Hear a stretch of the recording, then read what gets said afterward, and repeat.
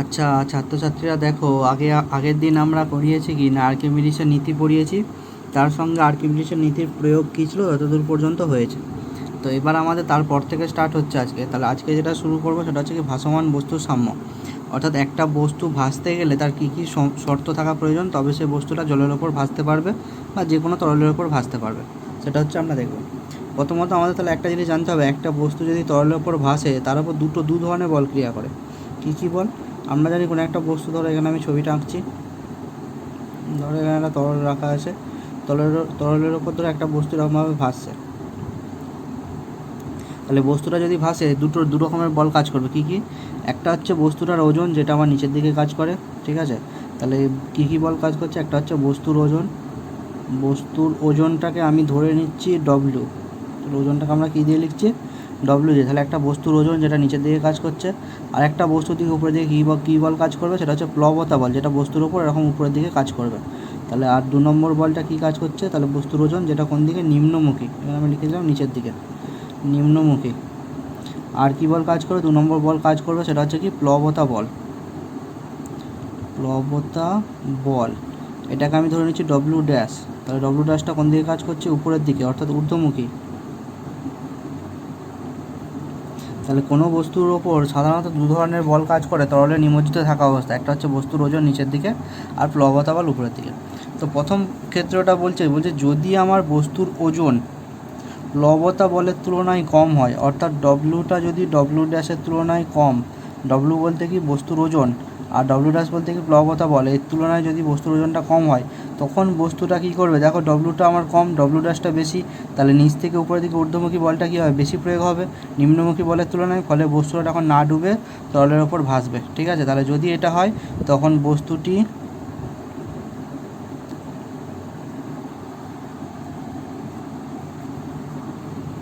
তরলে ভাসবে।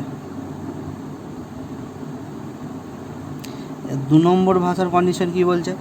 দেখা গেল আমার ডব্লুটা ডব্লু ড্যাশের সাথে সমান, অর্থাৎ ডব্লু বলতে বস্তুর ওজনটা যদি প্লবতা বলের সাথে সমান হয়, তাহলে কী হবে? যদি বস্তুটা প্লবতা বলের সাথে ওজনের সাথে সমান হয়, তাহলে সেক্ষেত্রে বস্তুটা এরকমভাবে ভাসবে। অর্থাৎ এখানে দেখো এই যেটা ছবিটা যেটা আঁকবো, এটা আমার বস্তুটা তখন কী হবে? যেহেতু সমান বলতে কি নিচের দিকেও যা বল কাজ করছে, উপরের দিকেও তাই বল কাজ করছে, তাহলে দুটো বল তো সমান। তাই বস্তুটা যখন পুরোপুরি একদম উপরে না ভেসে ওটা তখন নিচের দিকে ডুবে যাবে, অর্থাৎ সম্পূর্ণ নিমজ্জিত হয়ে যাবে। নিমজ্জিত হওয়ার পর মাঝামাঝি অবস্থানে এসে ভাসবে, একদম নিচে কিন্তু যাবে না, মাঝামাঝি অবস্থানেও কী করবে? ভাসবে। তাহলে কী হচ্ছে? যদি বস্তুর ওজন প্লবতা বলের সাথে সমান হয়, তাহলে কী হবে? বস্তুটি মাঝামাঝি অবস্থান, অর্থাৎ তরলে সম্পূর্ণ নিমজ্জিত হবে, সম্পূর্ণরূপে ডুবে যাবে। ডুবে যাওয়ার পর মাঝামাঝি অবস্থানে গিয়ে ভাসবে, ঠিক আছে। তাহলে এখানে কী লিখতে হবে? সম্পূর্ণ নিমজ্জিত থেকে ভাসবে।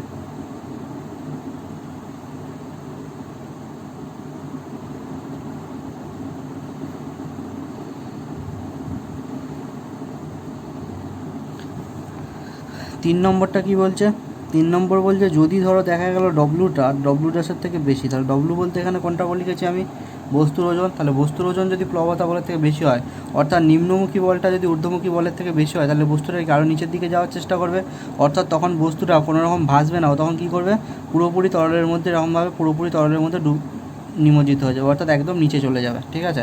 অর্থাৎ বস্তুটি তখন ভাসমান অবস্থায় থাকবে না, তখন এখানে কী লিখবো? বস্তুটি তখন সম্পূর্ণ নিমজ্জিত হবে বা ডুবে যাবে লেখা যায়। তাহলে বস্তুটি সম্পূর্ণ ডুবে যাবে।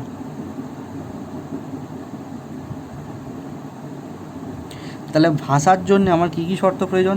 তাহলে ভাসার জন্য দেখো আমার দুটো শর্ত প্রয়োজন। এক হচ্ছে এইটা হলেও ভাসবে এবং এটা হলেও ভাসবে। তাহলে ভাসমান বস্তুর শর্ত যদি বলে, তাহলে তুমি কী লিখবে?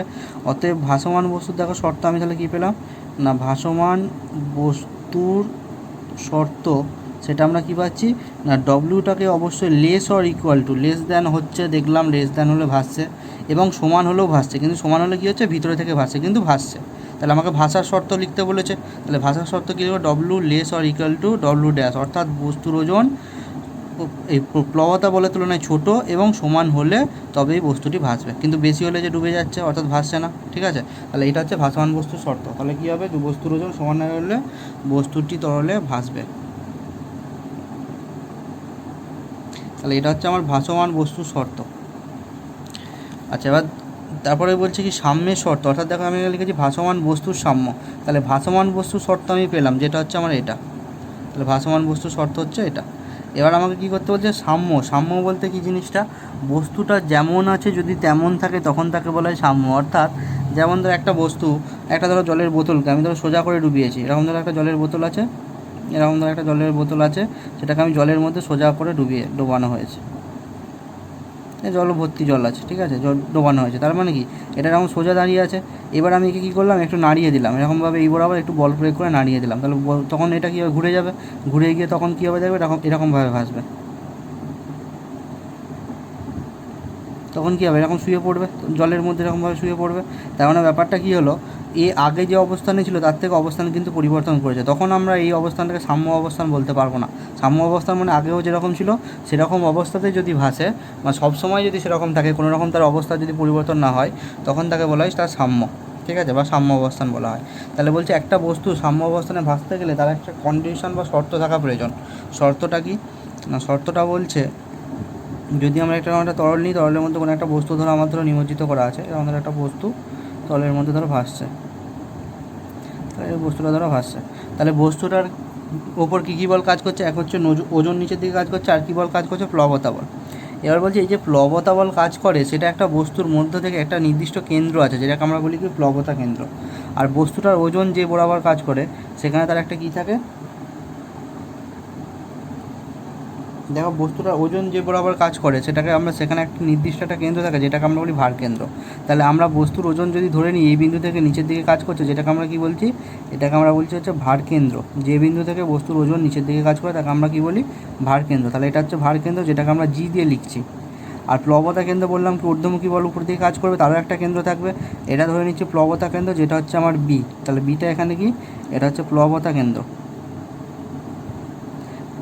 কেন প্লবতা কেন্দ্রটাকে আমাকে ধরতে হচ্ছে, কারণ দেখো বস্তুটার বিভিন্ন সাইজ, মানে শেপটা দেখো সব দিকে সমান নেই, কোনো দিকে বেশি কোনো দিকে কম, ফলে কী হচ্ছে সব দিকে তো আমার প্লবতা বল কাজ করবে।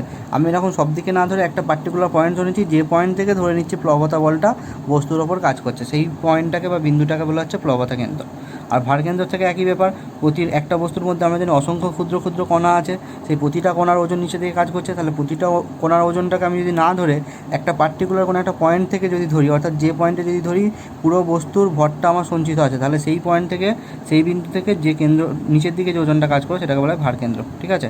তাহলে বলছে যদি কোনো বস্তুর ক্ষেত্রে ভারকেন্দ্র এবং প্লবতা কেন্দ্র দুটো একই রেখা বরাবর থাকে, তখন তাহলে বস্তুটা তখন কী হবে, সাম্য অবস্থায় ভাসবে, অর্থাৎ তখন বস্তুটা সাম্য অবস্থায় সাপেক্ষে ভাসবে, অর্থাৎ সে যেমন তুমি তাকে ভাসাবে ও ঠিক তেমনই ভাসবে, কোনো রকম এদিক ওদিক হবে না। তাহলে একটা বস্তু সাম্য অবস্থায় ভাসানোর শর্তটা কি, তাহলে এখানে সাম্য অবস্থায় ভাসনের শর্ত, তাহলে সাম্য অবস্থার শর্ত, তাহলে সাম্য অবস্থার শর্তটা তাহলে আমরা কী পেলাম না, বস্তুটির প্লবতা কেন্দ্র, বস্তুটির ভারকেন্দ্র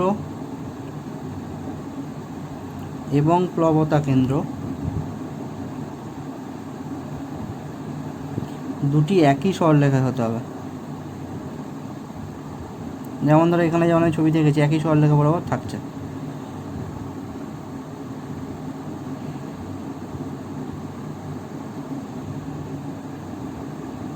ঠিক আছে। তাহলে এইটা হচ্ছে শর্ত। তা তোমাকে যদি পরীক্ষায় কোশ্চেন দেয় যে একটা বস্তুর ভাসমান বস্তুর সাম্যের শর্ত লেখো, ভাসমান বস্তুর সাম্যের শর্ত, তাহলে প্রথমে আমাকে ভাসনের শর্ত লিখতে হবে, অর্থাৎ ভাসার জন্য তার কী শর্ত আছে সেটা লিখতে হবে, তারপর তার সাম্য অবস্থার শর্ত লিখতে হবে। দুটো লিখলে তবে তুমি 2 পয়েন্ট পাবে, 2 নম্বর পাবে, ঠিক আছে।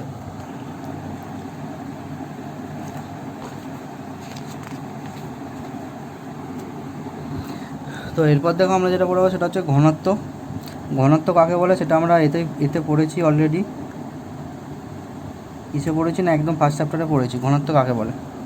না ঘনত্ব কী বলছে, কোনো একটা বস্তুর একক আয়তনে যে পরিমাণ ভর থাকে, অর্থাৎ ঘনত্ব সমান আমরা কী জানি, ঘনত্ব সমান আমরা পড়েছি, ঘনত্ব সমান কি না হচ্ছে ভর বাই আয়তন,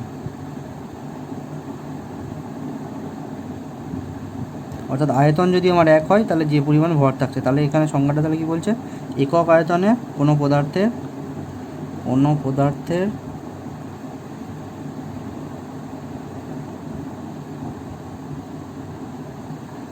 একক আয়তনের ভরকেই তার ঘনত্ব বলে,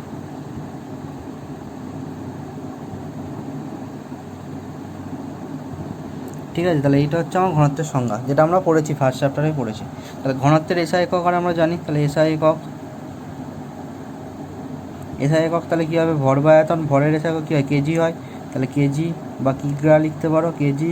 আয়তনের এসআই একক কী হয়, মিটার কিউব, তাহলে কেজি পার মিটার কিউব। আর সিজিএস একক আমার কী হবে, সিজিএস একক যেটা হবে সেটা হচ্ছে গ্রাম, কেজির জায়গাটা গ্রাম হয়ে যাবে, মিটার জায়গায় কী হয়ে যাবে সেন্টিমিটার, সেন্টিমিটার কিউব। ঠিক আছে, সেন্টিমিটার কিউবকে কী লেখা হয় বলেছিলাম, সিসি লেখা হয়, তার জন্য এটাকে এরকম লেখা হয় গ্রাম পার সিসি, সিসি মানে কি সেন্টিমিটার কিউব।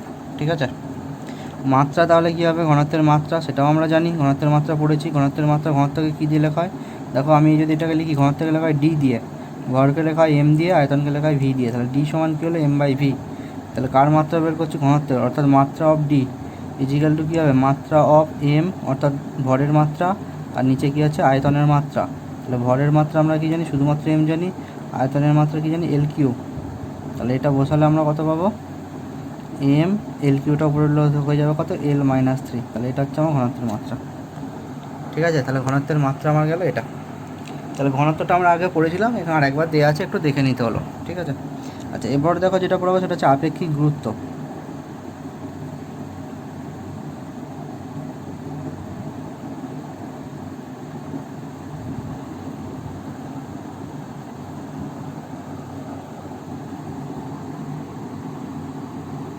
তাহলে আপেক্ষিক গুরুত্ব জিনিসটা কি বলছে, দেখো আমরা কি, ধরো তোমাকে দুটো পদার্থ দেওয়া হলো, একটা হচ্ছে এ আর একটা বি।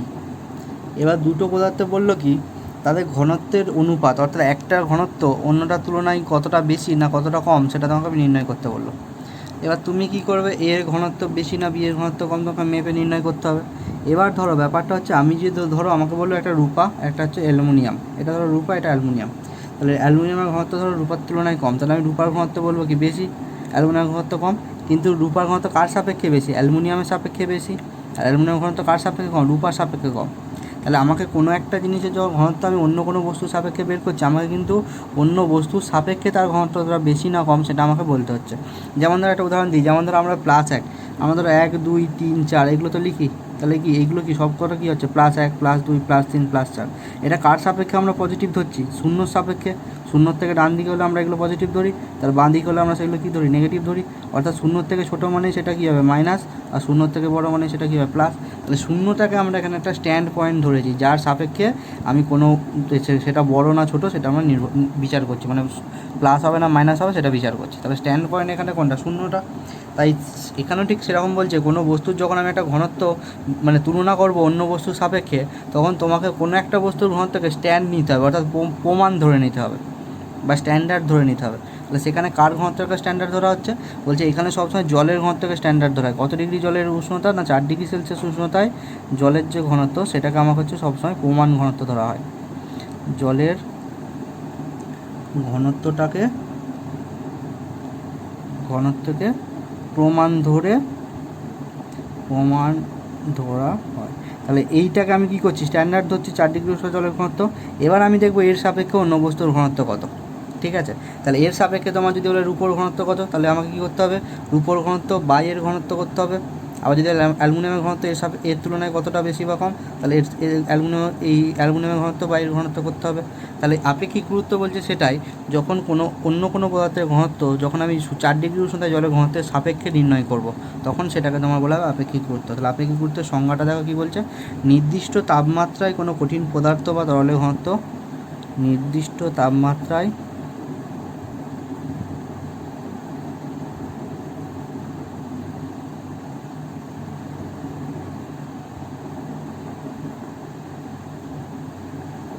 কোনো কঠিন পদার্থ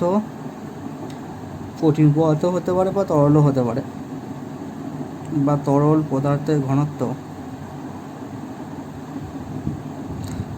ও 4 ডিগ্রি উষ্ণতায় জলের ঘনত্বের অনুপাতকে, তাহলে এবং 4 ডিগ্রি উষ্ণতা, আমি পরের পাতে লিখছি,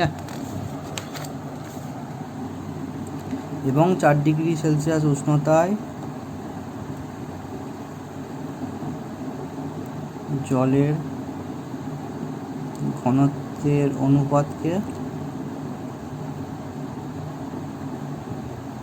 পদার্থটির আপেক্ষিক গুরুত্ব বলে।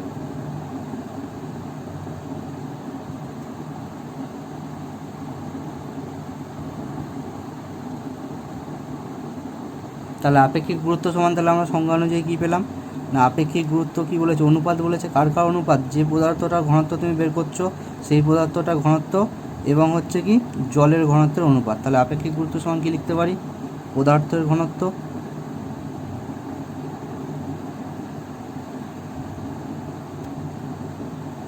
এগুলো সব ঘ হবে, হ্যাঁ এগুলো সব এ হয়ে গেছে, বাই হচ্ছে কি 4 ডিগ্রি সেলসিয়াস উষ্ণতায় জলের ঘনত্ব।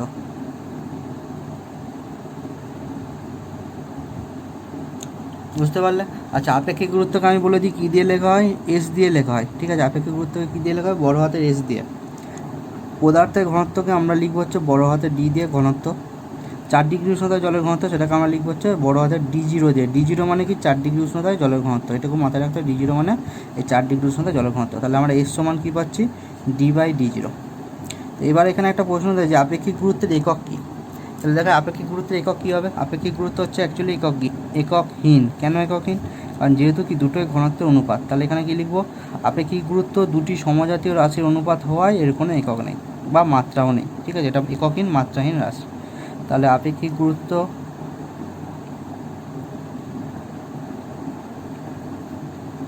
একটি এককহীন ও মাত্রাহীন রাশি। ঠিক আছে, কেন যদি এটা বলে কেন এটা এককহীন মাত্রাহীন রাশি, তুমি তাহলে কি লিখবে, যেহেতু এটি দুটি সমজাতীয় বলতে দুটোই ঘনত্ব, দুটি সমজাতীয় রাশির অনুপাত,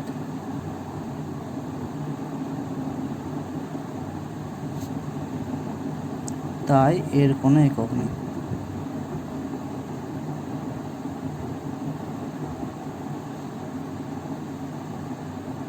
ঠিক আছে, তাহলে যদি প্রশ্ন আপেক্ষিক গুরুত্বকে কেন বলা এককহীন রাশি বলা হয়, তখন এইটুকুটা লিখলেই হবে যে এখান থেকে এতদূর পর্যন্ত।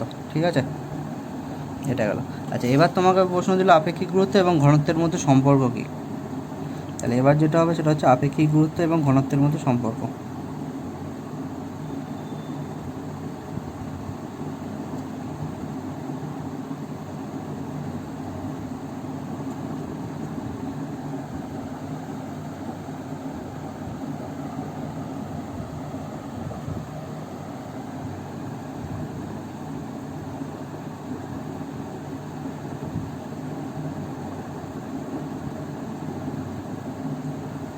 দেখো সম্পর্ক বের করতে দিই, সম্পর্ক মানে আমরা কীভাবে লিখবো, আমরা কি জানি আপেক্ষিক গুরুত্ব এস সমান কত, D/D0, তাই তো। যেখানে ডিটা কি পদার্থের ঘনত্ব এবং এটা কি জলের ঘনত্ব। তাহলে পদার্থের ঘনত্বের সঙ্গে আপেক্ষিক গুরুত্বের এটা পদার্থের ঘনত্ব হবে, যাতে গুলিয়ে না যায় লিখে দিই পদার্থের ঘনত্ব। তাহলে আপেক্ষিক গুরুত্ব এসের সাথে ডি এর সম্পর্ক চেয়েছে, তাহলে আমরা কি লিখতে পারি, ডি সমান কত, এস ইন্টু D0, এটা হচ্ছে সম্পর্ক। এবার যদি আমি এসআই পদ্ধতিতে নিই, তাহলে যদি এসআই পদ্ধতিতে হয়, এসআই পদ্ধতিতে, যদিটা লেখা দরকার না, একবার লিখে দিই এসআই পদ্ধতি। তাহলে এসআই পদ্ধতিতে জলের ঘনত্ব কত হয় বলতো, 4 ডিগ্রি উষ্ণতায়, 4 ডিগ্রি সেলসিয়াস উষ্ণতায় জলের ঘনত্ব এসআইতে হয়। তাহলে এখানে লিখে দিলাম 4 ডিগ্রি সেলসিয়াস উষ্ণতায় জলের ঘনত্ব, এটা কত হয় না, এটা হচ্ছে তোমার হয় 1000 kg/m³। এটা তাহলে মনে রাখবে, 4 ডিগ্রি সেলসিয়াস উষ্ণতায় জলের ঘনত্ব সব থেকে বেশি হয়। তাহলে 4 ডিগ্রি উষ্ণতায় জলের ঘনত্ব যদি সব থেকে বেশি হয়, সেটা সেই পদ্ধতির মান কত, সব থেকে বেশির মানটা হচ্ছে 1000 kg/m³। তাহলে 1000 kg/m³ যদি বসায়, অতএব ডি সমান কত পাচ্ছি, দেখো D0 জায়গায় তাহলে কত বসবে, এটা তো জলের ঘনত্ব, মানটা কত হলো 1000, আর D0 মানে কি জলের ঘনত্ব, তাহলে এখানে 1000 বসাবো। তাহলে 1000 ইন্টু হচ্ছে এস। তাহলে এইটা হচ্ছে আপেক্ষিক গুরুত্বের সঙ্গে কার সম্পর্ক, পদার্থের ঘনত্বের সম্পর্ক। এটা কোন পদ্ধতিতে, না এটা হচ্ছে এসআই পদ্ধতিতে সম্পর্কটা হলো। ঠিক আছে, তাহলে এবার যদি সিজিএসে বলতো সম্পর্ক, তাহলে তুমি সিজিএসে কি লিখতে, তাহলে সিজিএসে তাহলে আমার হবে সিজিএস পদ্ধতিতে, তাহলে আমাকে এই মানটা জানতে হবে সিজিএসে কত হয়। তাহলে সেই একই রকমভাবে লিখবো, 4 ডিগ্রি উষ্ণতায় জলের ঘনত্ব, 4 ডিগ্রি উষ্ণতায় জলের ঘনত্ব। দেখো 4 ডিগ্রি উষ্ণতায় জলের ঘনত্ব আমরা কত জানি, সিজিএস যদি হয় এটা সবসময় লিখবে 1 গ্রাম/সেন্টিমিটার কিউব, অর্থাৎ সিজিএসে জলের ঘনত্বের মান কত হয়, 1 হয়। তাহলে এসআইতে জলের ঘনত্ব 4 ডিগ্রি উষ্ণতায় সর্বাধিক, সেটা কত, 1000, সিজিএসেও সর্বাধিক, তার মান কত, 1। তাহলে যেইটা এসআইতে 1000 ছিল, সেটা সিজিএসে কত হয়ে যাচ্ছে, 1 হয়ে যাচ্ছে। তাহলে অতএব সিজিএস যে সম্পর্ক সেটা কত হবে, ডি সমান তাহলে কত হবে এস ইন্টু ডি জিরোর মান কত বসবে, তাহলে 1 বসবে। তাহলে অতএব ডি সমান কত হচ্ছে এস। তাহলে এইটা হচ্ছে আমার সিজিএসের সম্পর্ক। তাহলে এসআই পদ্ধতিতে সম্পর্ক এইটা, আর এটা তাহলে কিসে না সিজিএসের সম্পর্ক। তাহলে কার কার মধ্যে সম্পর্ক, আপেক্ষিক গুরুত্ব আর পদার্থের ঘনত্বের মধ্যে সম্পর্ক। ঠিক আছে, বুঝতে পেরেছো? তাহলে এইটা গেল আপেক্ষিক। তাহলে আপেক্ষিক গুরুত্ব থেকে তুমি তাহলে কী কী পড়বে, তোমরা তাহলে পড়বে হচ্ছে এক হচ্ছে সংজ্ঞা পড়বে কাকে বলে ভালো করে, আপেক্ষিক গুরুত্বের একক আছে কি নেই আর কেন নেই সেটা পড়বে। আর 3 নম্বর যেটা পড়বে হচ্ছে আপেক্ষিক গুরুত্ব আর ঘনত্বের মধ্যে সম্পর্ক। দেখবে পরীক্ষার সময় দেখবে ড্যাশ পূরণ দেয়, হ্যাঁ, যে আপেক্ষিক গুরুত্ব সমান ড্যাশ ইন্টু পদার্থের ঘনত্ব। তাহলে কত হচ্ছে, কত ইন্টু পদার্থের ঘনত্ব হচ্ছে, যদি এসআইতে হয় তাহলে লিখবে 1000, আর সিজিএস হলে লিখবে 1, হয়ে গেল। আচ্ছা, ঘনত্ব আর আপেক্ষিক গুরুত্বের মধ্যে পার্থক্য আছে, তো পার্থক্যটা আমি এতে পাঠাবো, ওই পরের দিন যখন ক্লাস নেবো তখন আমি একটা ছবি তুলে একটু পাঠিয়ে দেবো পার্থক্যটা।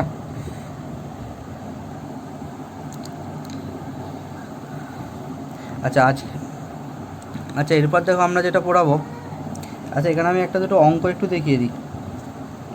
পদার্থের আপেক্ষিক গুরুত্ব ধরো 8, ধরো তোমাকে একটা অঙ্ক আমি এখানে বলে দিচ্ছি উদাহরণ হিসাবে।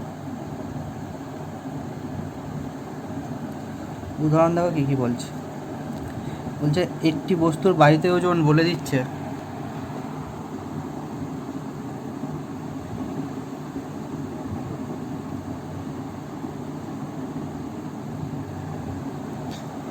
আচ্ছা এখানে দেখো একটা হচ্ছে উদাহরণটা কি বলছে, বলছে একটি বস্তুর বায়ুতে ওজন হচ্ছে কত 200 গ্রাম, জলে নিমজ্জিত অবস্থায় বস্তুটির ওজন কত হচ্ছে 175 গ্রাম। তাহলে বায়ুতে যখন ছিল তখন ওজন কত ছিল 200 গ্রাম, জলে ডোবানোর পর ওজন কমেছে কত হয়েছে 175 গ্রাম। অন্য একটি তরলে, এবার জল ছাড়া অন্য একটা তরলে ডোবাচ্ছে, অন্য তরলে যা খুশি হতে বলে, কেরোসিন, আলকাতরা যা খুশি। অন্য একটি তরলের ওজন কত বলেছে 150 গ্রাম, তাহলে অন্য তরলের ওজনটা আরও কমেছে। তাহলে প্রথমত 1 নম্বর বের করতে বলেছে বস্তুর আয়তন কত, বস্তুর ঘনত্ব কত এবং তরলে আপেক্ষিক গুরুত্ব কত নির্ণয় করো। তাহলে বস্তুর আয়তন অর্থাৎ বস্তুর অরিজিনাল আয়তন কত চেয়েছে, বস্তুর ঘনত্ব চেয়েছে, আর তরলটা অর্থাৎ 2 নম্বর যে তরলটা আমি ব্যবহার করেছি তার আপেক্ষিক গুরুত্ব কত নির্ণয় করতে বলেছে। তাহলে এখানে দেখো অ্যান্সারটা কী করে করছি। তাহলে প্রথমে আমরা কী করব, জলে ডোবানোর পর আগে বায়ুতে ওজন কত ছিল 200, জলে ডোবানোর পর কত হয়েছে 175। তাহলে এখানে কী লিখব, জলে নিমজ্জিত অবস্থায় বস্তুর ওজনের আপাত হ্রাস। তাহলে জলে নিমজ্জিত অবস্থায়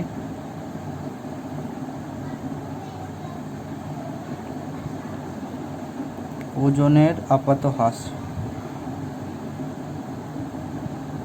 তাহলে কত হ্রাস হচ্ছে দেখো, তোমার 200 গ্রাম ছিল বায়ুতে, জলে হয়েছে কত 175, তাহলে কমেছে কত 200 মাইনাস 175 গ্রাম, তাহলে কত হচ্ছে 25 গ্রাম। তাহলে 25 গ্রাম আমার ওজনটা হ্রাস পেয়েছে। ঠিক আছে, তাহলে ওজন যদি 25 গ্রাম হ্রাস পায় তাহলে বস্তুর আয়তন বের করবো কী করে, বস্তুর আয়তন, তাহলে বস্তুর আয়তন সমান কী হবে, যত গ্রাম ওজনের আপাত হ্রাস হয়েছে তাহলে আর্কিমিডিসের নীতি অনুযায়ী কি বস্তু কর্তৃক অপসারিত তলের আয়তন সেটা কার সাথে সমান হয়, এই যে অপসারিত ওজনের যতটা আমার তরল হ্রাস করেছে তার সাথে সমান। অর্থাৎ আয়তন মানে আমরা কি করব, বস্তুর ভর, এই যে অপসারিত তরলের ভর কত 25 গ্রাম, বাই হচ্ছে তরলের ঘনত্ব। এবার তরল এখানে কোনটা আছে, জল, তো এটা কোন একক, গ্রাম আছে মানে সিজিএস একক, সিজিএস এককে জলের ঘনত্ব কত 1 হয়।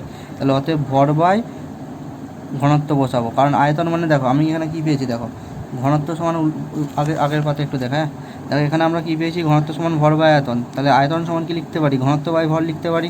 তাহলে আমরা এখানে সেটাই করছি। তাহলে আমরা আয়তন দরকার, তাহলে আয়তন মানে কী হবে, যতটা ওজন আপাত হ্রাস হয়েছে তাকে আমরা কী করব, ঘনত্ব দিয়ে ভাগ করব। তাহলে ওজনের হ্রাস হচ্ছে 25 গ্রাম, ঘনত্ব তাহলে কত, জলের ঘনত্ব কত হয় সিজিএসে 1 গ্রাম পার সেন্টিমিটার কিউব, তাহলে হচ্ছে কত আয়তন 25 সেন্টিমিটার কিউব হচ্ছে আয়তন। ঠিক আছে, তাহলে বস্তুর আয়তন পেয়ে গেলাম, একদমই সোজা অঙ্ক ছিল বস্তুটা। তাহলে এবার 2 নম্বরটা কী বলছে, বস্তুর ঘনত্ব। তাহলে বস্তুর ঘনত্ব মানে কি জানি আমরা, বস্তুর ভর বাই কত, বস্তুর আয়তন, তাহলে বস্তুর ঘনত্ব। তাহলে বস্তুর ঘনত্ব সমান কী লিখতে পারি, বস্তুর ভর আমার উপরে বসবে, বস্তুর ভর বাই হচ্ছে কি বস্তুর আয়তন। দেখো বস্তুর ভর কত, বস্তুর বায়ুতে ভর কত আছে 200 গ্রাম, তাহলে উপরে আমার 200 বসলো, আর আয়তন কত আছে, বস্তুর আয়তন দেখো কত আছে 25 সেন্টিমিটার কিউব। তাহলে কাটাকাটি করলে কত হচ্ছে 8 হচ্ছে, তাহলে অতএব ঘনত্ব হচ্ছে কত 8 গ্রাম পার সেন্টিমিটার কিউব, সিজিএস একক। হলো, এবার দেখো লাস্ট যেটা আছে তরলটির আপেক্ষিক গুরুত্ব নির্ণয় করতে হবে, তাহলে সেটা দেখো কীভাবে করছি।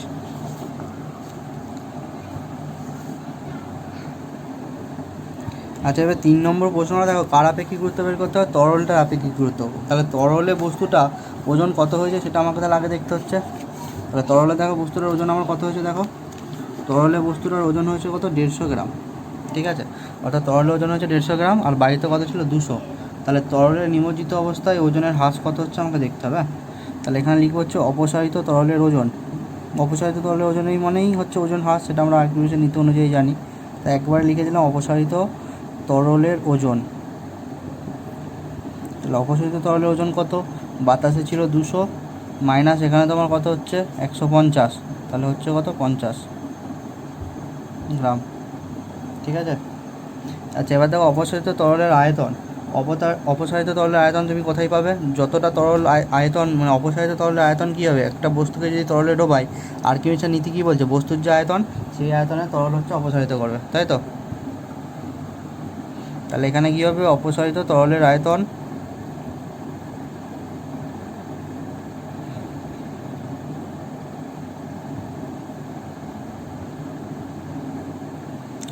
সমান কি না, বস্তুর আয়তনের সঙ্গে সমান হবে, অর্থাৎ বস্তুর যে আয়তন তার সাথে সমান হবে। আর বস্তুটাকে ডোবালে বস্তুটা মানে আয়তনটাই সেটা কী করবে, অপসারিত করবে। তাই জন্য অপসারিত তরলের আয়তন সমান বস্তুর আয়তন আর্কিমিডিসের সূত্র অনুযায়ী সমান কত, বস্তুর আয়তন আমার বেরিয়েছিল দেখো 25 সেন্টিমিটার কিউব। দেখো একটু আগে বের করেছি বস্তুর আয়তন 25 সেন্টিমিটার কিউব, তাই জন্য এখানে কত বসালাম, 25 সেন্টিমিটার কিউব বসালাম আমরা। তাহলে এবার কী বের করতে হবে, তরলটার ঘনত্ব বের করতে হবে। তরলের ঘনত্ব, তাহলে তরলের ঘনত্ব সমান কি, তরলের আয়তন বাই কি, এই তরলের ঘনত্ব বের করবো কী করে, তরলের ভর বাই তরলের আয়তন। তাহলে তরলের ভর কত বেরোচ্ছে, অপসারিত তরলের ওজন কত হচ্ছে 50 গ্রাম, মানে ওটাই ওর ভর। তাহলে 50 বাই হচ্ছে আয়তন কত 25, তাহলে অতএব ঘনত্ব কত বেরোচ্ছে দেখো 2, তাহলে এটা আমার বেরোচ্ছে 2 গ্রাম পার সেন্টিমিটার কিউব। তাহলে তরলের ঘনত্ব বেরিয়ে গেল 2 গ্রাম পার সেন্টিমিটার কিউব। এবার চেয়েছে আপেক্ষিক গুরুত্ব, অতএব তরলটির আপেক্ষিক গুরুত্ব। আচ্ছা, কোশ্চেন এখানে কী দিয়েছে, তরলটি দিয়েছে না বস্তুটি দিয়েছে? তরলটি দিয়েছে। তাহলে তরলটির আপেক্ষিক গুরুত্ব, তাহলে এখানে লিখবে হচ্ছে তরলটির আপেক্ষিক গুরুত্ব। তাহলে তরলটির আপেক্ষিক গুরুত্ব সমান উপরে কী বসবে, উপরে আমরা আপেক্ষিক গুরুত্বের সংজ্ঞা দেখো কী লিখেছিলাম, পদার্থের ঘনত্ব। তাহলে পদার্থের ঘনত্ব বলতে কার বের করছি, তরলের। তাহলে উপরে তাহলে কী হবে, তরলের ঘনত্ব হবে।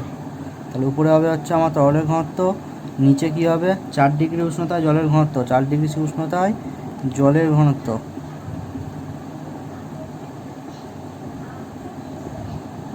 তাহলে তরলের ঘনত্ব এখানে কত বেরিয়েছে 2, তাহলে 2 বসাবো উপরে। জলের ঘনত্ব কত, 4 ডিগ্রি উষ্ণতা, যদি এটা কোন একক, সিজিএস একক, সিজিএসে কত 1 হয়, তাহলে 2 বা 1 করলে কত হয় 2, তাহলে অতএব তরলটির আপেক্ষিক গুরুত্ব কত হলো 2, তাহলে এটা একটা উত্তর। ঠিক আছে, তাহলে বুঝতে পারলে। তাহলে আমরা এই একটা অঙ্কের মধ্যে 3টে অঙ্ক একবার আমি বুঝিয়ে দিলাম।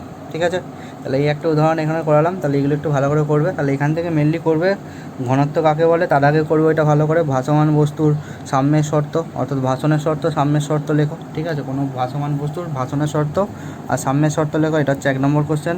2 নম্বর কোশ্চেন যেটা হচ্ছে ঘনত্ব কাকে বলে, ঘনত্বের এসআই একক কী, মাত্রা কী, এগুলো পড়বে। তারপর আপেক্ষিক গুরুত্বের সংজ্ঞা দাও, আপেক্ষিক গুরুত্ব কেন মাত্রাহীন বা এককহীন রাশি সেটা লেখো। আপেক্ষিক গুরুত্ব আর ঘনত্বের মধ্যে সম্পর্ক কী লেখো, অঙ্ক একটা দেখালাম। আর ঘনত্ব আর আপেক্ষিক গুরুত্বের মধ্যে যে পার্থক্য, এটা আমি যখন তোমাদের পরের দিন যখন ক্লাসটা নেবো তখন আমি ছবি তুলে ওখানে পাঠিয়ে দেবো। হ্যাঁ, ঠিক আছে, তাহলে আজকে এত দূরই থাক, পরের দিন আমরা পৃষ্ঠটান পড়াবো, পরের দিন পৃষ্ঠটান শুরু করবো।